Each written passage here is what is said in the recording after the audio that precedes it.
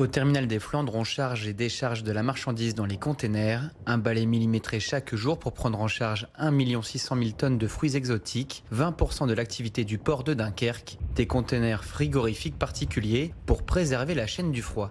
Paramétré à une certaine température, un certain taux d'humidité, un certain niveau de gaz à l'intérieur.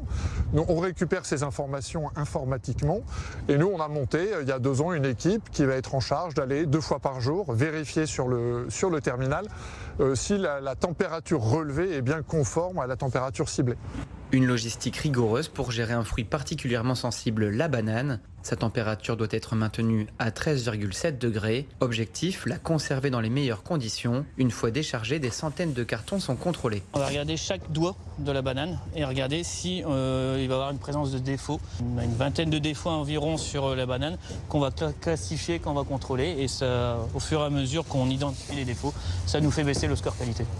Un pari fou lancé par le directeur de Conexa il y a 30 ans. Il est le premier à avoir investi dans la banane à Dunkerque. On a commencé à zéro et il avait des ports historiques, Hambourg, Rotterdam et Anvers, qui étaient déjà dans ce marché-là. Nous, le grand avantage concurrentiel, c'est qu'on a un petit port et on a 2 heures après l'arrivée de bateaux, on peut commencer à décharger le conteneur.